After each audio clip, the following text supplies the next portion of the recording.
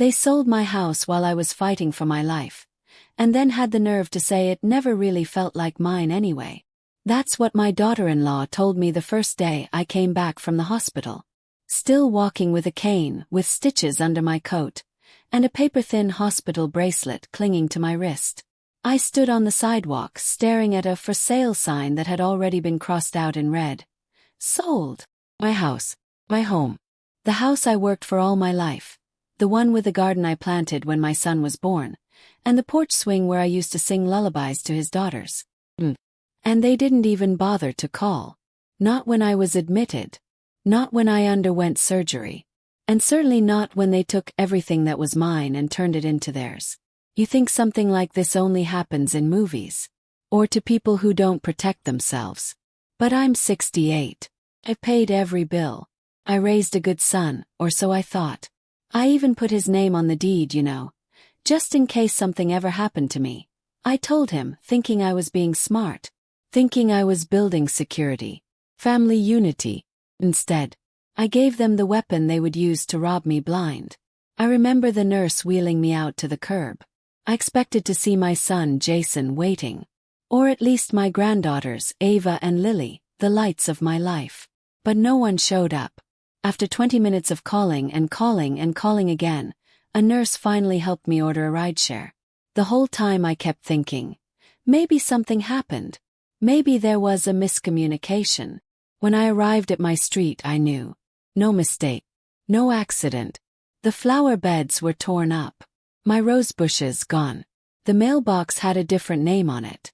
And when I knocked, heart pounding, legs shaking, the woman who answered barely let me speak. "I'm sorry, ma'am," she said, "but this home's been sold. You'll need to talk to the previous owners." Previous owners? Asked, my voice dry. "Yes," she said. "Jason and Megan. Lovely couple. They said it was their mother's old place." Their mother's old place. I couldn't speak. I turned away and sat on the cold concrete steps of the house I used to own, shaking. Called Jason again. This time he answered. "Mom, what are you doing there?" he asked, like I was the one trespassing. I told him I just got out. That no one came. That I was standing in front of my house and strangers were inside. That's when he said it. "We thought you'd be in rehab longer. Megan said it didn't make sense to keep paying the taxes. You were gone, and honestly, the house always felt more like ours." I couldn't breathe. Not because of the surgery. But because it hit me, the betrayal, the coldness, the way they'd been waiting for their chance. They sold my house. While I was still alive. Still healing. Still trusting. I didn't even get to pack a box. Didn't get to say goodbye to the backyard. Didn't get to collect the photos from the attic. The ones of my late husband, of Jason when he still called me mommy. It was all just gone. And they weren't sorry. They were annoyed. Jason said I was being dramatic. Megan told me, "You should be grateful. We handled everything so you wouldn't have to stress." Grateful. That word stuck in my throat like a stone. They left me with nothing, and then expected gratitude. But I wasn't going to cry on the sidewalk. Not for them. Not yet. Because what they didn't know was that I had one thing left. And it was going to change everything. My name is Eleanor Grant. I'm 68 years old. I spent nearly every moment of the past 4 decades building a life that revolved around one thing. My family. My husband, Charles, passed away 11 years ago. Cancer. It happened fast. Faster than either of us could have prepared for. He was my best friend, the only man I ever loved, and losing him was like losing the sun from the sky. I remember standing in the kitchen the day after the funeral, holding a cup of tea that had gone cold in my hands, wondering what on earth I was supposed to do next. The answer came quickly. I poured everything into our son, Jason. Jason was 32 when his father died. Married, 2 daughters, just starting out as a new homeowner. He was overwhelmed, I could see that. Megan, his wife, was different. Polite enough but cold. Always keeping score. I didn't want to intrude, but I also knew they needed help. Childcare was expensive, and Jason worked long hours as an engineer. Megan had just started a home-based boutique clothing business and claimed she needed total freedom during the day. So I stepped in without hesitation. I offered to pick the girls up from school. I cooked their meals, did their laundry, helped with homework, sang to them when they were sick, and read bedtime stories when their parents had late-night meetings or client calls. I even converted my guest room into a little princess room, so Ava and Lily could sleep over whenever they wanted. Jason said I was a godsend. He would hug me in the kitchen and whisper, "I don't know what we'd do without you, Mom." And I believed him. Megan was less affectionate. Over the years, she made it known that she didn't like old-fashioned methods, as she called them. She didn't want me giving the girls too many sweets, or letting them play outside when it was chilly, or reading them those outdated fairy tales. Still, I kept quiet. I figured it was her house, her rules. I just wanted to help. I just wanted to be loved. When their second child, Lily, was born, Megan had a difficult recovery. So I practically moved in for 3 months. I bathed the baby, burped her, held her at 3 a.m. while Megan slept in another room. Jason thanked me again and again. So did Megan at first. Until one day, when Lily was about 8 months old, Megan casually asked, "You're not expecting to be paid for this, right?" I blinked, stunned. "No," I said. "Of course not." "Good," she replied. "Because I think people sometimes forget that being a grandma doesn't come with a paycheck." I laughed it off nervously, but that comment never left me. Told me something about how Megan saw me. Not as a loved one helping out, but as labor. As someone who was useful. Still, I kept going. 'Cause Jason needed me. 'Cause the girls needed me. And because my own house, the one Charles and I bought 30 years ago, had grown so quiet. Eventually, I began splitting time between my home and theirs. I helped Megan run errands, took the girls to piano and ballet, and even helped them decorate their tree every Christmas.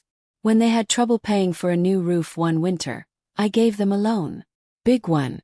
$20,000. I didn't ask for paperwork. Jason called it a mother's gift.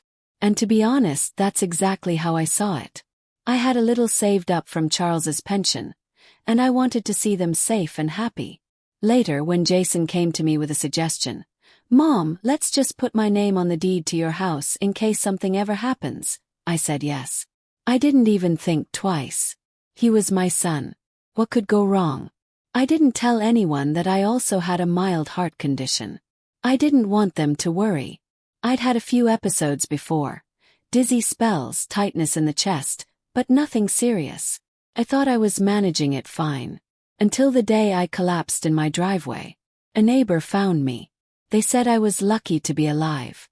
I spent nearly 4 weeks in the hospital. Between surgery, recovery, and the complications that followed, I lost over 20 pounds. My hair thinned, and I could barely walk without help.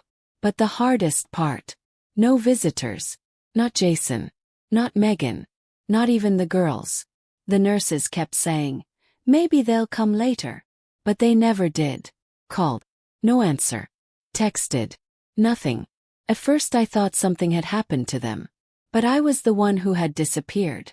The only thing I got was a single voicemail. From Megan.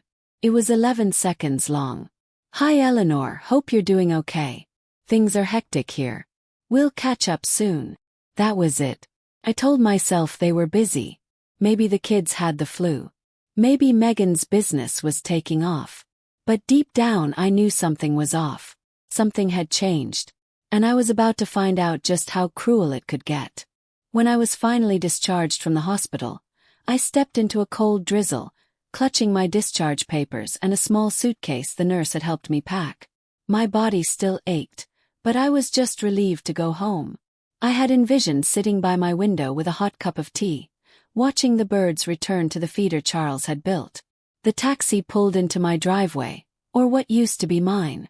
But something felt off. The porch lights were gone. The planters were different. And the front door. Painted a color I would never choose. I stepped out, heart pounding, and slowly approached. Before I could reach the doorknob, a strange man opened it. "Can I help you?" he asked, confused. I blinked. "I'm sorry. I think I'm in the wrong place." But I wasn't. The number on the mailbox. 427 Maple Lane. My house. My home. Are you here about the open house? He added. I felt the blood drain from my face. Excuse me. A woman stepped out behind him, holding a brochure. We just bought this place. Closed on it 2 weeks ago. You're lucky, it sold fast. I was shaking. This is my home. I just got out of the hospital. The woman hesitated. Ma'am, I don't know what to tell you. The previous owner's name was Jason Grant. Jason, my son. My legs nearly gave out. I stumbled back to the curb, trembling, heart pounding. My home had been sold. While I was lying in a hospital bed, alone, thinking about which flowers to replant this spring, my own child had erased me. Called Jason. No answer. Again. And again. Finally, I called from a stranger's number at a nearby diner. He picked up. Hello. Jason. Silence. Mom. His voice was so casual, so indifferent it made my stomach turn. Why did you sell my house? I asked, barely able to keep my voice steady. Then. We thought you weren't coming back. You thought. You were in the ICU, Mom. The doctors didn't know if you'd survive. Megan and I didn't want it sitting empty. That house was mine. He sighed. Technically, both our names were on the deed. I couldn't breathe. I stared at the wall of the diner, blinking back tears. You put my name on it, remember, he added. You said it was for emergencies. This was an emergency. I was speechless. I had given him that out of trust. Love. Not so he could liquidate my life the moment I got sick. You didn't even visit me, I whispered. I was busy, he snapped. The girls needed me. Megan had clients. We figured you'd understand. Understand. I hung up without another word. I sat there for hours in that diner, wrapped in a borrowed coat. The waitress, an older woman named Carla, kept bringing me warm tea without asking. She never said much, just squeezed my hand now and then. That night, I didn't have a bed to sleep in. My savings were nearly gone. I had lent them too much. Given too much. And now, I had nowhere to go. Ava and Lily didn't even know I was out of the hospital. They hadn't called once. Had Megan poisoned them against me? Or were they simply repeating what they'd seen? That love is disposable when no longer convenient. Over the next few days, I stayed in a cheap motel. I kept rereading documents, bank statements, deed transfers. And it was all legal. Because I'd put Jason's name on it, for safety. They had cleaned the place out. My furniture was sold. My wedding photos. Probably in a landfill. The quilt my grandmother made. And when I showed up at Jason's house, not to yell, not to fight, but just to understand, Megan opened the door and stared at me like I was a ghost. I think it's best if you don't come around right now, she said coldly. I have nowhere to go. That's not our fault, Eleanor. I had spent 10 years raising her children. 10 years putting her needs above my own. And now she was speaking to me like I was a stray cat scratching at the porch. I saw Ava peek around the corner inside. My sweet granddaughter. Her eyes met mine, then darted away. Megan said nothing. She closed the door. I stood there on their porch in the cold for a long, long time. I realized something brutal that night. I hadn't been a mother to them. Not really. I'd been a tool. Free babysitter. A bank account with gray hair. And the moment I became inconvenient, they discarded me like old mail. That was the betrayal. Not just the sale of the house, but the erasure of my humanity. I thought I'd hit rock bottom. But what I didn't know was that something inside me was beginning to wake up. Something that had been asleep since Charles died. It wasn't anger. Not yet. It was something colder. Something steadier. Resolve. I didn't cry that night. I stared at the motel ceiling, listening to the sound of the air conditioner rattling beside the window, the hum of distant traffic. The world kept moving, utterly indifferent to the fact that my life had been torn apart. But instead of tears, something else filled me. A strange, unfamiliar clarity. Had nothing. And in that I found a dangerous kind of freedom. I was no longer tied to keeping the peace. No longer chained by obligation. I had already lost everything. Now there was nothing left to lose. The next morning I walked to the local library and used their computer. My hands shook as I typed, not from fear, but from the adrenaline of finally doing something. I started by checking the property records. Jason and I had been co-owners, yes. But the house had originally been mine alone, purchased with a life insurance payout after Charles died. I added Jason's name only 3 years ago, foolishly thinking I was securing the future. But what I didn't know then was this. His name had been added as a joint tenant with rights of survivorship, meaning he could legally sell it without my permission. A betrayal sealed with fine print. I should have seen it coming. The hints had been there. Jason asking about the deed, offering to handle the bills when my arthritis flared, Megan subtly planting seeds like, "It's better if the house is in Jason's name in case something happens." Still, seeing it in black and white sent a chill down my spine. Then I checked the sale records. Jason had listed the house 3 days after I was hospitalized. He didn't even wait a week. The closing date was exactly 14 days before I was discharged. So much for, "We thought you weren't coming back." I sat back, eyes closed. I didn't want revenge. I wanted my life back, and the dignity they'd stolen. And so, I began planning. First, I reached out to a friend I hadn't spoken to in years.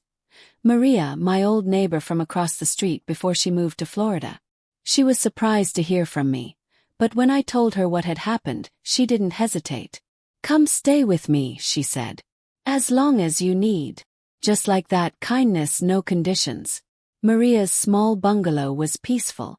We shared tea every morning, walked slowly around her garden, and for the first time in months, I started breathing again. With her help, I found a lawyer. A calm, sharp woman named Denise who specialized in elder exploitation and financial abuse. She listened without judgment, just taking notes while I told her everything. The hospital stay, the sale, the way Jason and Megan had shut me out. "You might not be able to reverse the sale," she said gently, "but we can expose what they did, and potentially file for fraud or breach of fiduciary duty, depending on the evidence." He nodded. "I don't want them to go to jail. I just want them to feel what they've done. I want my name cleared. And I want the truth out there." She leaned in. "Then we'll fight smart." While Denise worked on the legal side, I began my own quiet project. I started writing. Late at night, after Maria had gone to bed, I opened her laptop and poured my story into the screen, line by line, memory by memory. Not just the betrayal, but the love I had given. The decades of devotion. The moments that proved I had been there when no one else was. Photos, texts, letters from Ava and Lily back when they still loved me. Birthday cards. Drawings they made in school. One had said, "Grandma is my favorite person in the world." He uploaded it all. Into a private blog. Password protected. I didn't intend to publish it. Not yet. But writing it down, telling the truth, became the thread holding me together. Meanwhile, Jason remained silent. No apology. No explanation. But Megan had the nerve to text me one afternoon. "I hope you're doing okay. Please don't make this harder than it already is. Jason is under a lot of stress. We're trying to move forward." Move forward. I stared at that message and something inside me snapped. No apology. No remorse. Just that same cold entitlement, as if I were an obstacle to be swept aside. I didn't reply. Instead, I asked Denise, "Can I talk about this publicly?" She said yes, as long as I avoided direct accusations and kept to my personal experience. So, I opened a new email and signed up for a small community forum for older women. I posted a short, heartfelt message. "Has anyone here ever had their own child sell their house behind their back while they were in the hospital? I'm just trying to understand how we got here." Within hours, the responses came pouring in. Women from all over the country. Some in their 50s, 60s, even 80s, sharing their own heartbreaks. Daughters who cut them off. Sons who stole. Families who vanished after funerals. And as I read, something shifted in me again. I wasn't alone. I wasn't crazy. This wasn't just my story. It was a story thousands of women carried silently in their hearts. So I posted again. More detail this time. Not everything, but enough. Enough to be seen. Enough to tell the truth. A day later, someone messaged me privately. Her name was Kendra. She ran a YouTube channel that shared stories like mine. "Would you like to talk?" she asked. First I hesitated. But then I thought of Ava and Lily. And how one day they might stumble across the truth, unfiltered by their mother's manipulation. They deserved to know the full picture. So I said yes. I didn't know it then. But that one interview would be the spark that changed everything. The video went up on a Thursday evening. Just a simple title. She was in the hospital. Her son sold the house behind her back. No clickbait. No dramatic edits. Just my voice, soft but firm, telling the story. From the moment I fell in the kitchen to the day I stood outside my own home, watching my son's children call someone else's house theirs. Didn't explode overnight. But by Sunday it had over 200,000 views. And then the comments started pouring in. Not just sympathy, outrage. People were furious. Grandmothers, mothers, even younger viewers. Some had stories of their own. Others just couldn't believe the coldness. And a few. They recognized Megan. "She used to teach at my daughter's school," one wrote. "She always acted like she was better than everyone. Now we know why." Another said, "You don't treat your mother like this. I don't care what excuse you give. That house wasn't a gift. It was her home." But what none of us expected was what happened next. 4 days later, I received a message from a woman named Emily Green. She introduced herself as an investigative producer for a regional news station. "I saw your interview," she said. "I think this story deserves to be seen on a larger scale." I hesitated at first. I wasn't chasing fame. I just wanted my truth out there. But Emily wasn't interested in sensationalism. She wanted to focus on elder abuse, property fraud, and legal loopholes. And she believed my story could open people's eyes. So I agreed. We filmed quietly. Emily met me at Maria's house, and I showed her everything. The deed, the hospital papers, even the text from Megan. I'll never forget what Emily said as she looked through the folder of documents. "You know, people assume this kind of thing only happens when there's dementia. But you were fully lucid, fully capable. And they still did this to you." 2 weeks later the story aired. And that's when everything truly changed. Within 48 hours of the broadcast, Jason's employer received dozens of emails. Megan's social media was flooded with comments. Not threats, but disappointment. People asked, "How could you let this happen?" Some tagged the PTA. Others tagged local community groups. And then something remarkable happened. Ava reached out. First it was just a message. "Grandma, is it true? Mom said you left us. But I saw the video. And you look so sad. I remember living with you. I remember the cookies." I couldn't breathe reading it. For a moment the world blurred, tears finally rising after months of dryness. I wrote back carefully, gently. I didn't blame Megan. I didn't accuse. I simply told Ava the truth, that I'd never wanted to leave her, that I was in the hospital and by the time I got out my home was gone, that I missed her every single day. Ava responded with just 2 words. "I remember." Later Lily messaged too. Short, confused. But the wall had cracked. Meanwhile Denise, my lawyer, called with news. "We've reviewed everything. And while the sale was technically legal, Jason failed to disclose your hospitalization to the buyers. That qualifies as material omission. We're preparing a civil suit." Blink. "So, the new owners. They're angry," Denise said. "They found out through the news. They didn't want to be part of a scandal. They're rescinding the purchase agreement. You may be able to reclaim the property." Felt too good to be true. But it wasn't. 3 weeks later, after tense back-and-forth negotiations, the buyers agreed to void the sale. Jason was forced to return the money. He tried to fight it, cried that it wasn't fair that he'd already used some of it. But the court didn't care. He'd sold something that wasn't fully his. And now he had to face the consequences.